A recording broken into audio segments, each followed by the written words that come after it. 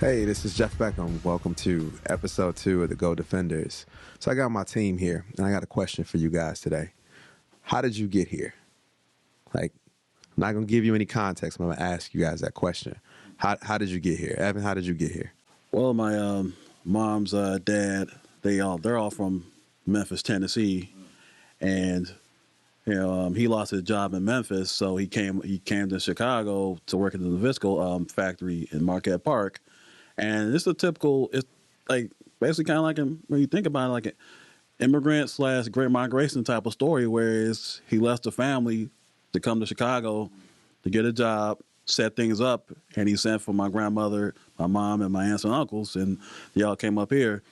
And on my father's side, my grandfather, he was a porter for the Illinois Central Railroad, and my grandmother worked as a cashier at Providence Hospital. I feel like that's how I got here, and so we're going to come back to that too, because I actually, 2 uncles and an aunt worked at that Nabisco factory. Wow, and I don't think a lot of black folk understand how many of our people worked. Generational there. Yeah, generational employment. What about you, Maj? All right. So I'm here. Well, number one, I was born and raised in Chicago, and both of my parents are born and raised in Chicago. But on my mom's side, my grandmother is from Georgia. Mm-hmm. And on my dad's side, my grandmother is from Shaw, Mississippi. And so, they came up during the Great Migration, and the rest is history. Brother? It's like 2 sides to my story, I guess, because my mother's from Alabama. My grandmother and grandfather were both sharecroppers. They moved to Cleveland. They were kind of north, technically. My dad is from Laurel, Mississippi. And that's how they say it down there, Laurel, Mississippi. It's all one word. And he stayed down there all the way through college. He went to Jackson State. He kind of made his own migration and saying, like, I'm going to go outside of the norm, which would have been to go like Ole Miss or Southern Mississippi, Jackson State, Alcorn, wherever. And he went to get his master's in Cleveland at Case Western Reserve. So he met my mother while he was getting his master's. And, he gamed her up. And then he said, like, we're going to go get PhDs together. And that's what they did. Then they first went into academia. My dad was a professor at UIC. And then he told my mother, he said, we're going to go into private practice. And so that's what they've been doing for the last 35 years. And then, I'm a Chicagoan by product of Ohio. I was born in Cincinnati. Oh, wow. Yeah. Wow, yeah. So similar to you, Evan, both my grandparents, dad's side, mom, grandmother, grandfather came up from Georgia, from Thomaston, Georgia, which is like an hour and a half south of Atlanta. That sound real red clay. Red clay. The street names are named after the slave masters that owned the plantations, and came up on the Illinois Central. Grandma's side, Tennessee, up through the Illinois Central. And I asked that question because we always say we like to talk about black history and little known facts. And the Illinois Central Railroad, those tracks that still run through Hyde Park, in between Hyde Park Boulevard and Lake Park, are still there. And those tracks were tracks that brought our people up from Georgia, Mississippi, Tennessee, all up and through the state of Illinois. And so the black population was so dense in Chicago during both the first and second Great Migrations because people took the train up. And where their money ran out is where they stopped. Wow. So often people are like, how did black people end up in Peoria or Bloomington or downstate in Springfield or Champaign? And it was because it was literally like where your money ran out is where you ended up. And so it's a lot of history in our city that we don't recognize are just like still living and breathing elements of history. But yeah, folks got off that track and they either went, or they took the track all the way through to the west side. They ended up on the west side, or they got off the track right there in the south side, which used to be the 2nd and 3rd Ward. When Bobby Rush was alderman back in the day, we ended up there. We were concentrated there as populace of black folk, which is why 47th was Black Mecca back in the day with all the stores and shops. And that's where the train let us off. And so, one of the shares, we talk about like our Go Defender history, a little bit of history. And some of our families came up through those tracks. There's actually a podcast that Lorenz Tate does called Bronzeville. Yeah. Yep. I don't know if you checked that out, but like it's not really a podcast. It's really like an audio television show. Yeah, it is. where it details a lot of the, interesting ways that there was infrastructure in the black metropolis that was Bronzeville. And I thought that was like really ill and showed like, I think it was, very slept on podcast, but they detailed a lot of those stories of what happened when we got here and when we settled and when we kind of created our own enclaves. Yeah. Something that I think is very relevant to today. I was watching Killer Mike's Trigger Warning on Netflix, and he was talking, and then him ranting on doing his media run as well, where he was like, yo, we need to get back to investing and being intentional about our own, and being unapologetic about it. And I think that ties in very well with we don't know how we got here, but we're here. That's right. And so now we need to build, right? Yeah. With that said, facts in Black history, Kel's married Aaliyah. That was the time in Black history that was kind of problematic, right? There's ties to Chicago with that, and with that new documentary that has just come out. Like, how do y'all feel about Kel's and his stake? When we talk about our history, we talk about our legacy, particularly as Black folks. Sports and entertainment are places where we revere heroes for what they either do on the field, what they do in the studio, what they do on the stage, and they represent us. Kel's has represented us for quite some time, whether we wanted him to or not. So what did you guys think about the documentary?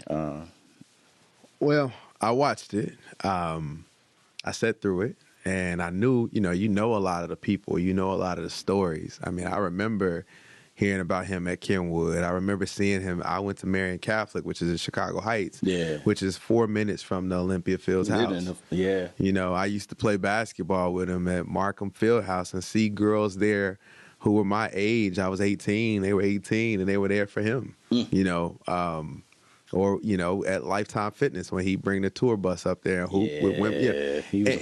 And you really didn't think anything of it then because they were your age. And so you're playing ball and you're like, oh, this is just the guy I'm hooping with. It just happens to be R.Kelly. You weren't cognizant that these young women there was probably something going on that was wrong. And it's been, a challenge for me. I love music. At the core of everything, I love music, and a lot of his music I enjoyed over the years, complete honesty. Even the stuff he produced. And so now, to be on the right side, I always try to be on the right side of history. I say I'm a progressive, and I'm supposed to be a leader. And so I've let me eliminate this, because I don't want to be perceived as a hypocrite supporting someone who has hurt and harmed women. But when I was younger, people were like, how are y'all from Chicago? Yeah. And didn't know this was going on. And I'm like, well, actually, we did, but it wasn't we weren't really cognizant that it was wrong. I actually look at a lot of the older homies that were older people who were working for them, working with them, who knew what was going on and, didn't say anything. When you're a kid, you're like, well, yeah, that's such and such, and she over there, so what? I'm playing ball. It's real though. I think the one thing that I've had conversations with people not from Chicago about this, and I think my thought was when I watched the documentary, I didn't realize that there was such a abusive aspect to these relationships. The details, right? The details really came out. Because when I was, my sister went to Kenwood, right? Sang in chorus. He would literally come and speak at Kenwood, regularly, right? And so, he was a fixture there. And, their chorus is world renowned. They take trips all over Dr. McLean. globally, right? And so that was a big deal to be in chorus. But my sister, I remember her saying to me is that we all loved R. Kelly, but we also knew not to fuck with R. Kelly. The ones that had parents, the ones that had people who were, when I'm watching a documentary and you're asking me on a day's notice to go to Florida for no reason, my sister's gonna ask a million fucking questions. Right. Why am I going to Florida? What is this for, R. Kelly? Why do you want me? I'm too young for you, R. Kelly. Your dad is gonna ask a million and one more questions. So my thing was, he was obviously preying on women that were vulnerable. But the thought to me was that, particularly me being a musician, I had several conversations with people about this. That's kind of the norm. Yeah. That, like, you have groupies. His were much younger, right? But the thought is, like, they willingly participated in this thing, and they may have benefited, whether they got money, whether they got access to cars, whatever it is, record deals. So the thought for me was like, okay, you're just being a groupie.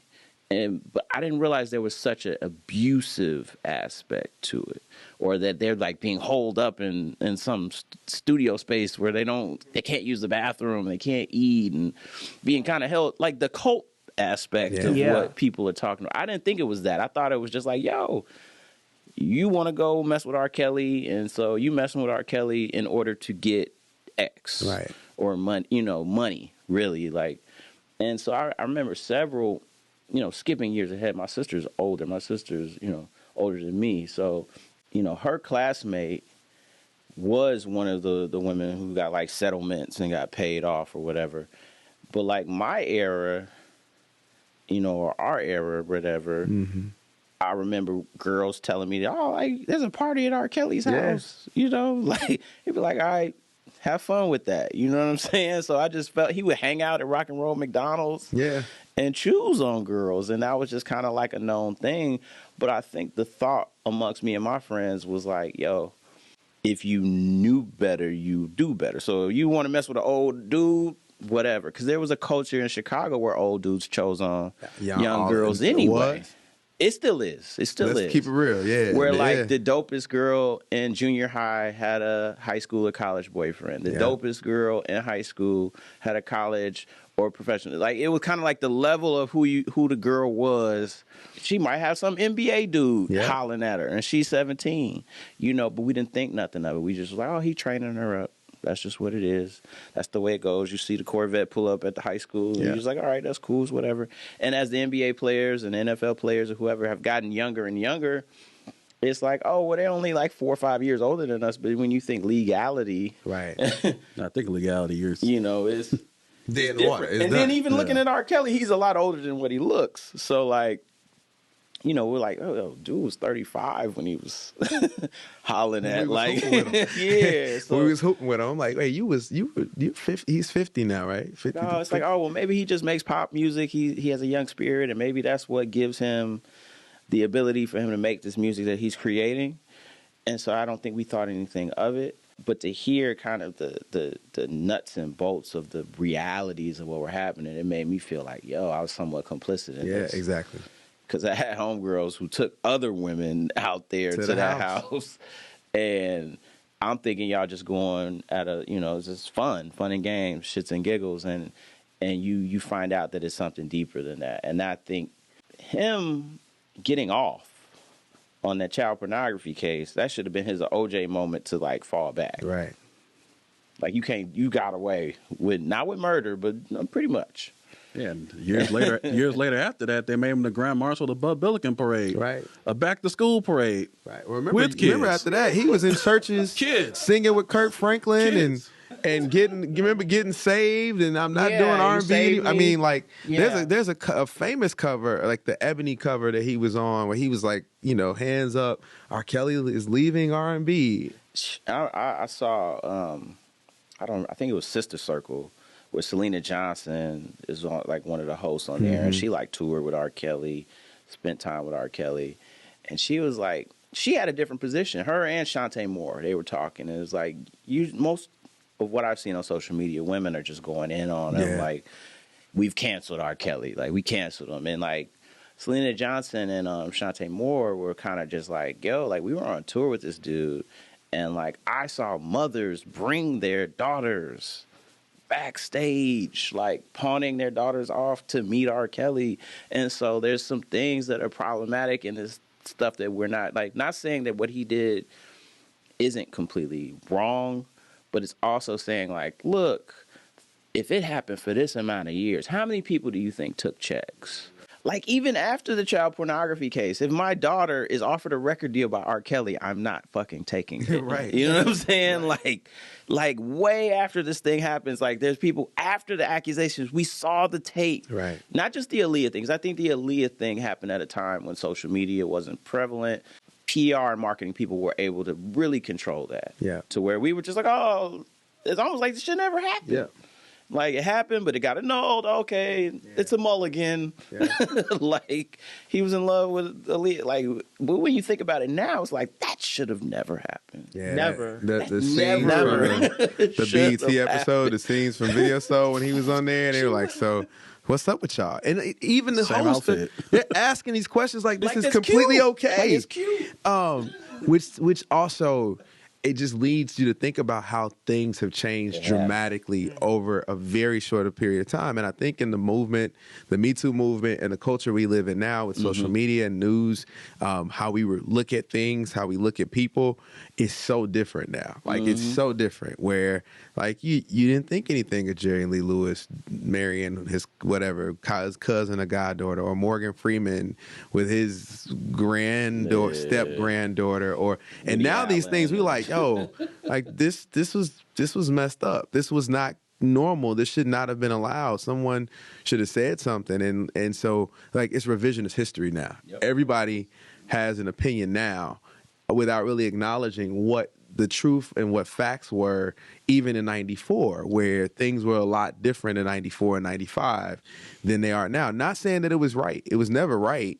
But I think that you have to lend context. It's like my grandfather married my grandmother. He was 28. I think she was 15 in 1943 in the Deep South, where my grandmother had like 18 brothers and sisters, and she was trying to get up out that house. You know, they didn't go to school. She was grown. She was raising kids. Yeah. And she got married. They were like, yeah, you. And it was, it was fine. It was like, that's your husband. Yep. Go.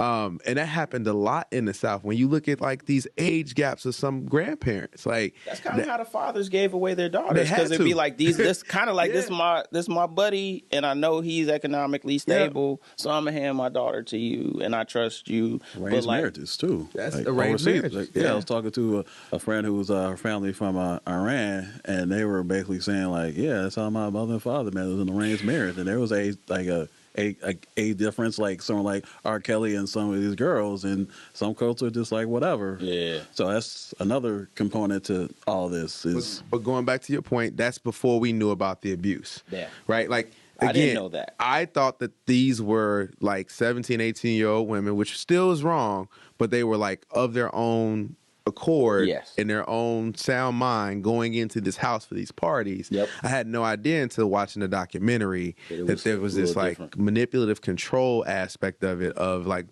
bondage to some degree, Yeah. like true kidnapping and mind washing. Like I had brainwashing. I had no idea any of that was going on. Yeah. And now, like, okay, now I'm like, well, yeah, that's, it's crazy. Because in my mind, I think I was like, yo, he's an R&B star. Like, let's just be clear. Like, if you go to or have been to an R. Kelly show, he has women fans, you know what I mean? Right. That would do almost absolutely anything to be with him, right? And as somebody, particularly having been on tour, been a musician who's been around, I was like, yo, like, this is normal. He's an R&B dude.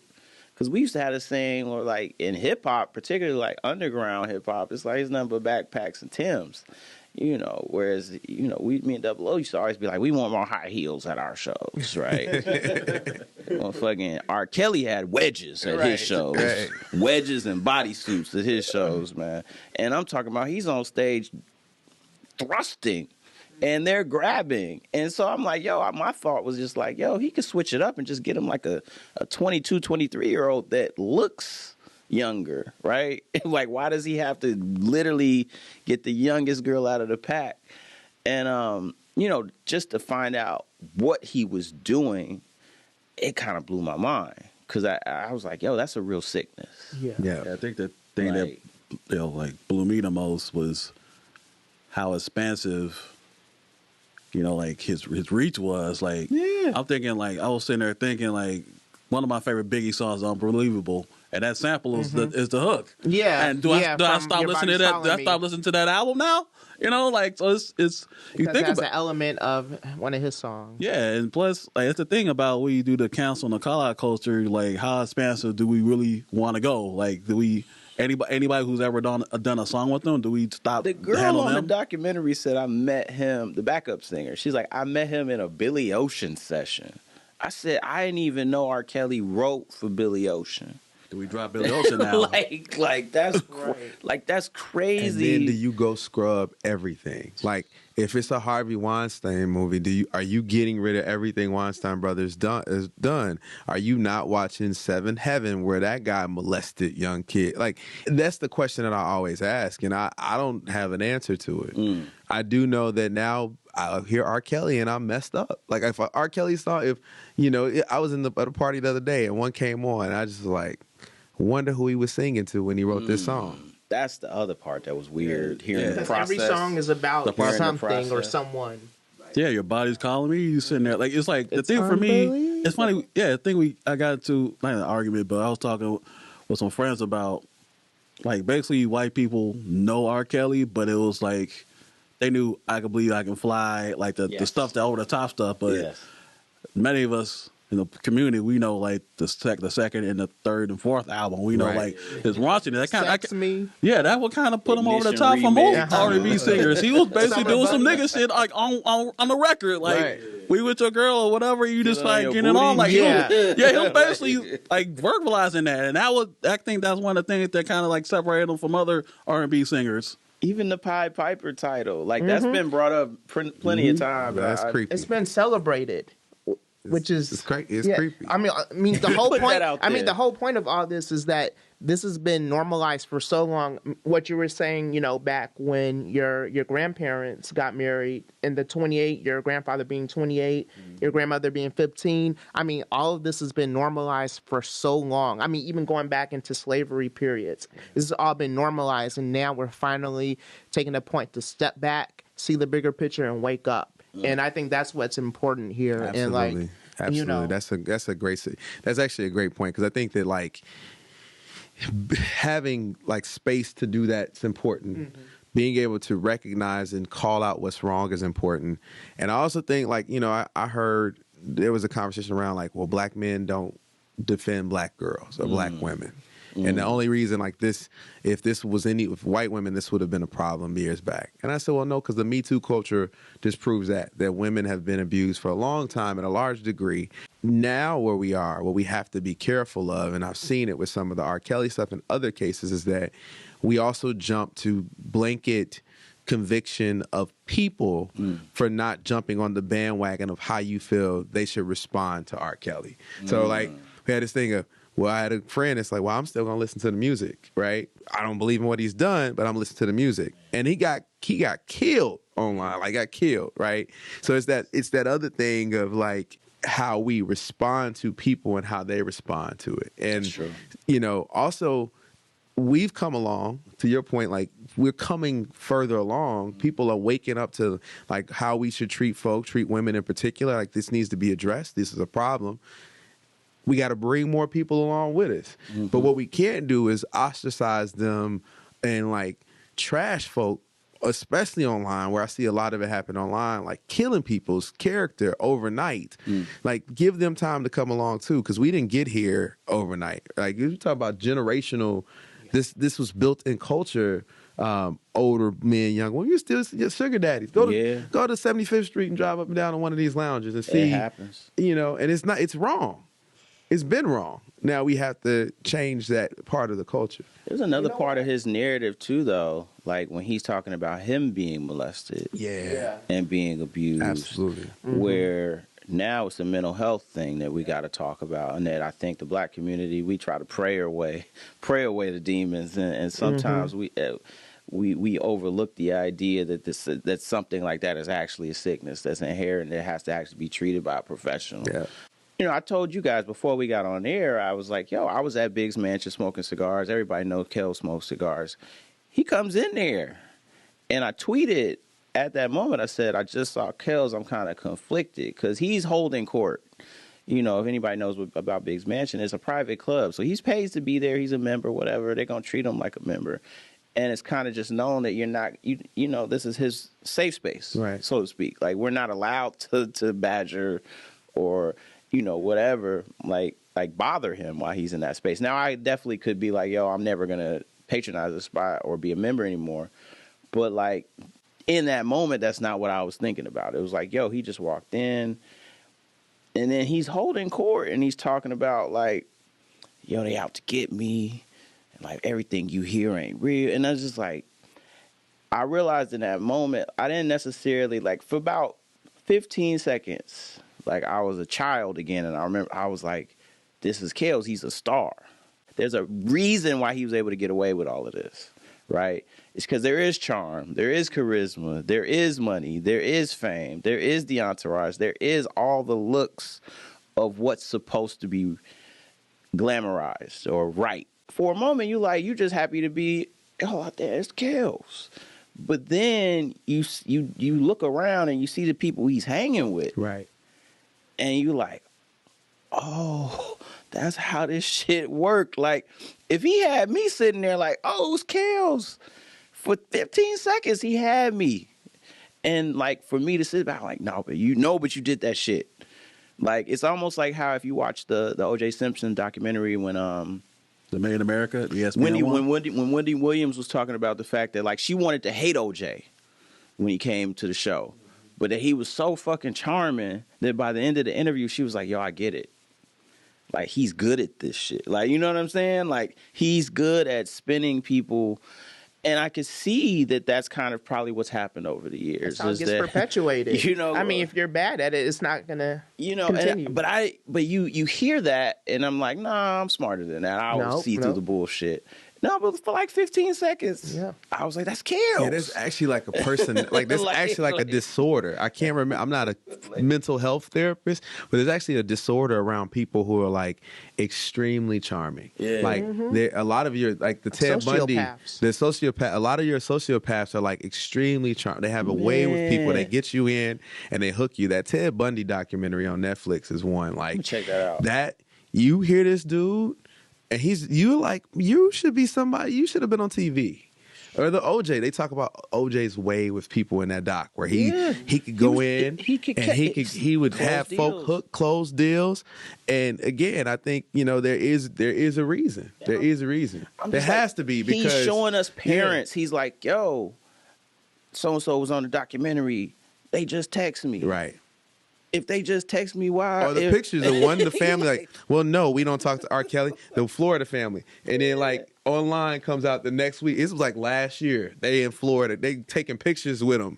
Like, yeah, this the whole thing when right after that, the Facebook video of r.kelly was flown around. Yeah. And people were like, well, what about this? And then nobody really wanted to discuss that. That was probably like 3 years ago. Yeah. Like, when she was defending him, like, he's a father, he's a husband. And that was driving around singing this music. Yeah, that was Selena Johnson's point, was she was just saying, why now? You know, like, not necessarily that she was not saying like anything that he did was right, but she was just saying, why now? Yeah. Like, what has happened now? Because he's not even hot right now. Right. He's not even popping. He's not super, you know, relevant musically. I think he's more relevant. We've made him relevant. Right. You know what I'm saying? Like, his Spotify numbers jump. Yeah. You know, exponentially. You know, it's like we've kind of given him life by even talking about him. So she was presenting it more like, why now? What's happening behind the scenes? Because there are things behind the scenes that we aren't privy to.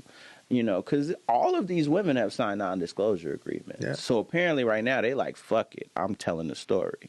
You know, so that's it's just a weird thing. But to be in the presence of that, and for him to, and he was doing it so fast. And I know that that's his like MO, where he's like, yo, this like so-and-so was on there. I was just with them.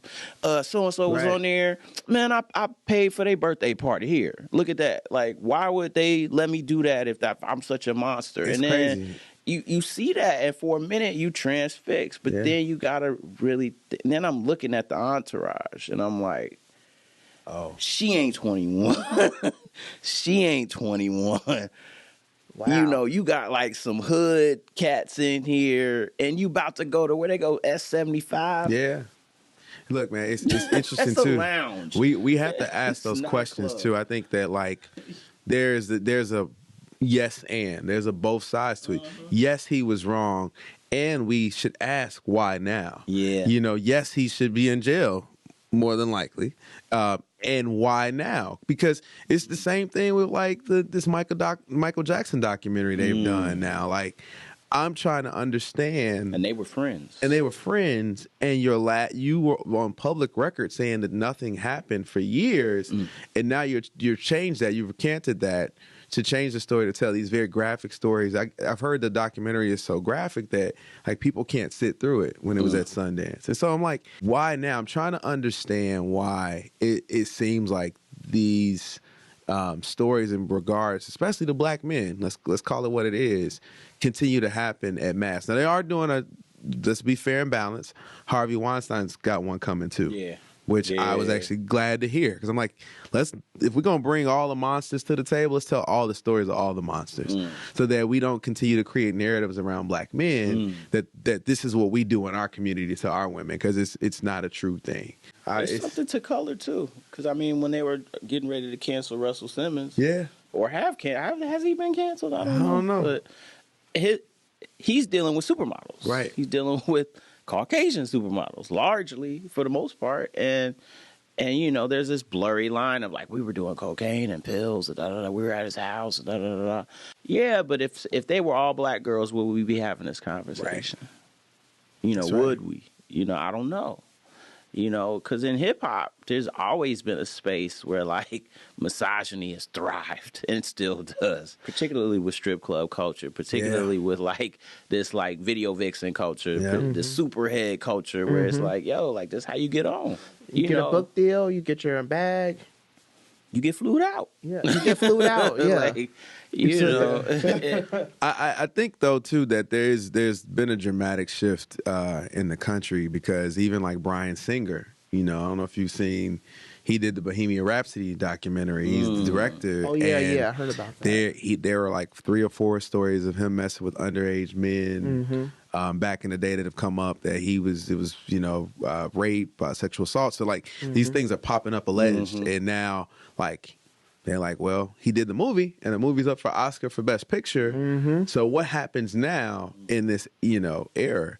And so I think that like things have shifted, and as these stories come up, people are more apt to cancel. If not the people, the powers that be are like, well, we got to remove this movie from consideration. Glad you brought that up, because when all this was going on, I thought back to debates I had online with people when Nate Turner's movie came out, when he did the Birth of a Nation movie. Birth of a Nation. And thinking about R. Kelly and Kevin Hart and the mistake that he made in terms of apologizing and pulling tweets from back in the day, everything else. So I think what my takeaway from all this really is certain folks have like a certain power over like forgiveness. And if someone does all the right things in terms of, admitting guilt, not only admitting guilt, but getting out there, and like Ray Rice did for when he had his incident, and he's been outspoken about domestic violence and violence against women and things of that nature, and he doesn't really get the flack that the other folks are got. And so you're just kind of thinking like, say you get out there, someone who did something is contrite and apologetic and has made steps to correct that behavior, but still people out there are going to be like, well, you did this. Like, so it's like, where do we concede that power? Because some people, they like kicking people when they're down. Yeah. But it's not the same when they make mistakes to correct that behavior. Right. And all this has got a lot of us thinking like, I remember I used to go back in the day, go to parties and catcall and grab asses, and like, girl want to talk to me, I get mad. Like others, that's why a lot of guys they hate that term toxic masculinity and everything else. And you're just kind of thinking about it like, yo, like, was that me back in the day? Like, I think I'm a forward and progressive brother, but you look back at some of the stuff you said and did, you was kind of like, oh, that was me. Like, hey, we did. I volunteer with 100 Black Men, and so I'm a member, and we had our kids, our young men, come out. We had a person that was like a trained sexual assault and domestic violence counselor come and talk about like the barrier of when you're like pre-intimacy to like when it's assault. And like as she started talking and speaking, I was like, whoa, like, you know, there's a very fine line. Like, there is. you know, and when you get into like some of the intricacies of it, and especially if anything like alcohol or substances are involved, and I was like, yo, man, like I threw parties for a long time. How complicit was I in setting women up to this happen? I actually like felt that, and then I had to like own that, and like actually like I was like, I hope that I didn't put anybody over the years of just me hosting the event in bad positions to have something bad happen to them. And I think that actually that's something that all young men and young women should do. Like that should be like a required course in high school or something where you have to have these conversations. I'm actually, the work I'm doing with our high school kids this summer, we're actually going to talk to them about what workplace harassment looks like. Because again, like as young people, young women, I have a lot of young women that are going into the workplace, and these older guys are talking about their ass or talking about whatever, or talking about like in front of them, to them. And they, instead of like knowing how to report it, knowing who to talk to, Just eat it up. they eat it or they leave. And they're quitting good opportunities because they don't think that they have a vehicle or a place to be to go. And so I think like there needs to be more education for our young men and our young women around sexual assault, violence, where we can talk through these things so that they know like, no, it's not cool for the older dude to give you a little money to touch you. Yeah. Like it's not cool if you out in the bar and you take the drink and that doesn't mean that you have to do X, Y, Z. When I was a bouncer, I broke up so many fights from dudes that like they bought a woman a drink and they felt like they were owed something, conversation or owed sex and all these other things. And it's, man, just... You mentioning that, you bringing in the specialist to kind of talk to youth, like that brought me back to like college, because I remember we used to do all these frat parties, and we had an incident that happened at one of our frat parties that had nothing to do with us, but it happened in our house. We had a sergeant from Philadelphia Police. He came and spoke to our chapter. He was a noob. And he was like, look, you got to realize y'all throwing these parties. It's hundreds of people in y'all house. This is a fire hazard in itself. You don't know what's all going on. So when you letting people go into this smoke-filled basement and stuff's happening in the corners and people drinking this jungle juice y'all making and whatever else, and these is like freshmen. You thinking like we're all in college, you know, but it's like, yo, if it's a freshman, a sophomore, whoever, and she ain't never drank before, like, you don't know how she's reacting to that or whether she's able to even give consent. Mind you, some stuff we can't even keep track of because we trying to keep track of the door. We trying to keep track of what's going on. We just don't want you to fuck up our house. But then stuff happens where that person wakes up the next day and they say, well, where was you at? Kappa House. Yeah. And so it doesn't matter whether... You know, and that's when you get in trouble. That's when you get suspended. That's when you get your letters taken or whatever. And that's when you have to really sit there and be like, well, did I make the environment for this to occur? And so in that, how do we shift that? And so we stopped letting people party at our house. They were like, yo, y'all need to have parties on campus.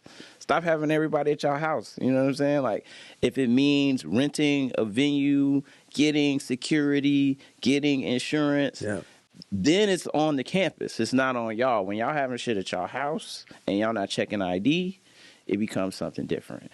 And even if they are of age, if they wake up and say, yo, I didn't know what I was doing, it doesn't matter if you were physically first person involved, they were at your house, so you're gonna get questioned.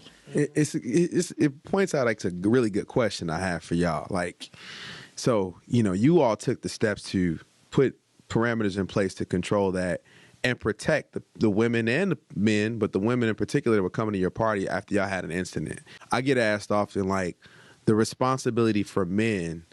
What is the responsibility for men to protect women in this regard? Now, I say that to also recognize and say that I'm a progressive. And I'm around a lot of progressive women who are like, we don't need you to protect us. So you get this kind of this dissonance here. And I'm like, well, at least I can't protect you. I can't stand for you. I'll stand with you. Even in that, what is our responsibility? Like, whether it's Kels or one of the homies, like, do we have a responsibility, or are they like grown folk and grown people gonna do what the hell grown people gonna do? Like, where does that lie? Like, I struggle with that because even with the party thing, right? People are like, why'd you stop doing parties? I said, because when it got to the point where I saw what was happening in the city and they started coming downtown and shooting up downtown parties, I was like, yeah, I don't want to have a party where everybody has to be frisked. I knew people that came to my events. That's how I built relationships. I didn't want to do that. When it got to the point where I was like, we gotta frisk these, I'm done. I had to quit. Yeah. But I've always felt that responsibility to protect anybody that was at an event, and even now, if you're in my house. So I don't know with regard to that, because I get asked that often, what is the responsibility of men to protect the women in our community? You know what? One thing that comes to mind is we have to think about our actions. And to your point, when you were talking about how when the counselor was coming to talk to the group, and you were thinking, wow, was this going on at my event? Or even thinking about how, like what you were saying, Evan, when you were in your younger years, earlier, you know, in your life, when you were thinking about, like, when you're a teenager or what have you, talking to women, you know, we just have to think about our actions and how we approach women and how we talk to them. And even though, you know, we might give a compliment and, you know, we think it means one thing, they can be perceiving it another way. Yeah. And so just putting ourselves in their shoes whenever we're interacting with them and just trying to be empathetic and really, you know, mindful. That's so real. I was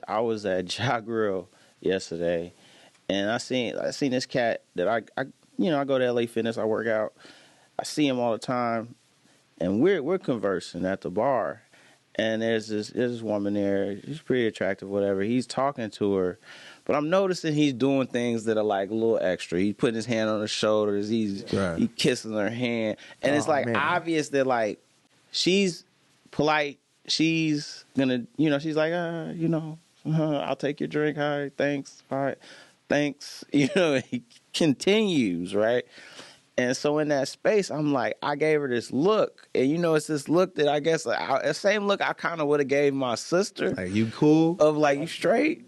Like, I know that, like, he's drunk. He don't realize he's rubbing your shoulders and, like, that's making you uncomfortable. Right. And, like, shit, I didn't literally physically intervene, but I was like, bro, you just kind of like, hey, bro, I get it. You a little soft up. You ain't realizing she's uncomfortable. Yeah. Right? Because she hasn't said anything to make you, like, think that she's uncomfortable. I'm just going off body language. When you yak yourself, you fucked up yourself. You might not realize that's going on. Yeah. So it almost made me think to myself, like, when I was his kid, he looked like he was about 26, 27. So I was like, there definitely was when I was 26, 27, and I was fucked up, I don't think I would have rubbed on a woman's shoulders in the way that he was doing that, or I don't kiss hands when I meet women. Oh, that's a little cheesy to me, but agreed. but it was like, yo, you doing the most. Like, you doing the most. And I could imagine, though, that I have at some point in my life been like, yo, like, who you here with? You need a drink? Woman might not even want a drink, but I bought her a drink anyway. Like, it was that kind of, like, naivete and forcefulness that I was seeing from him. And I was like, yo, brother, like, we can't do that, man. She ain't about that, bro. Like, she took your drink, but she's not even about to drink it. You feel me? You know what I'm saying? Like, you not noticing that because you a little affected right now, and it's cool. But, like, you don't want to put yourself in a position where, like, you're actually crossing that line without knowing. And we start that, man. Maybe we find and we say, you know what? Men need to have brothers that are like, be my accountability. Like, when we out, if I'm doing too much, like, no, we just like, like a hashtag, like, this is the thing we start when we go out. Hey, bro, you the brother, you on, like, we watch each other. Yeah. Because, like, again, we can stop each other. Just as simple as what, bro, come out. Like, that's simple for me. I used to do it with at parties. I would watch guys do too much, and I'd be like, man, hey, come to this bar with me. I'm gonna grab you. I owe you that shot. Remember that? Or I'll make something up. I'll be like, hey, that was one of my tricks. Yo, when I was a bouncer. That was one of my tricks. Like, let me help you for a second. Let's go out here real quick. Like, to give him props, man. I learned to throw parties under a guy who threw a lot of parties here in the city, man. And that was his trick. He'd be like, just grab him, bring him to the bar, spend the $10, get him a beer, whatever. Just don't even sweat it. Like, if you don't have it, come get me. I'll give it to you, because it was to diffuse those situations. And oftentimes, I could do it. It always was like with the woman. It'd be like, he's too aggressive with the woman. her buddies there, or whatever, it's about to get. I would just come up, man, come here, man. Let me grab you this drink real quick. Like, I think that that's something more men need to do, man. Like, you watch your friends in the club, you see them doing too much. Hey, let's come on, man. Let's grab this drink real quick. That's part of the book I'm writing is about my time as a bouncer, and also a couple of the chapters are going to be about how women are treated in the service industry, and when even women go out, and how we deal with those situations. Because man, it's been times where I had to like grab somebody and be like, "Look, she don't want you." Right. I had to be real with somebody. Like, bro, she don't want you. Like this. Think about waitresses. Like we talk about let's talk about the hidden Me Too movement. Like how brothers treat people. I've seen women do it too. How they treat waitresses at clubs or the bar, like grabbing, especially like the clubs where they wear the tight. Like there's a whole like thing with like those young ladies who've gone through the ringer of this kind of stuff and behavior, where it's like, oh, you in the club, it's acceptable. Like, no, actually it's not. Nope. Like, never, ever. It's not. They're fearful for losing their jobs, and the industry is small here, and like all it takes is one promoter or one owner to be like, yeah, this girl's trash, don't hire her, and she's out and she's done. Yep. So for standing up for herself. I think that there's a narrative here I hear like of power and the perception of like how can you get put on? Who can put you on? Being okay with certain things and allowing certain things happen. And that's how we get to the art. That's how do we get to R.Kelly? It starts with you the cat in the club doing too much with the waitress controlling, and you look up and you drinking, and like I think there's stages too, and now there's a sickness too. But I don't think that comes with the underlying. Now you're abused yourself, and you then. That's why we like to talk about abusers and men that hit women. Oftentimes, are ones that seen it in their household. Yeah, and I think this is the same thing. There have been so many people that were abused sexually as children that grow up without getting that. That we talked about this as like a forerunner of the show, like therapy being real. Like it's okay to get your mind healed too. If you got a broken arm, you go get it casted up. If you got a broken brain, you go get that healed too. Broken psyche, get that casted up, because if not, these things will manifest, and then it goes right into how you treat other people. So I mean, I think what we're taking away from all of this is like historically there are stories in our community that go untold. And since they go untold, we're unable to see kind of the error of our ways and how to kind of bring those things to resolution, so that we don't repeat history, or that we don't ingrain problematic things into our culture that just go unnoticed.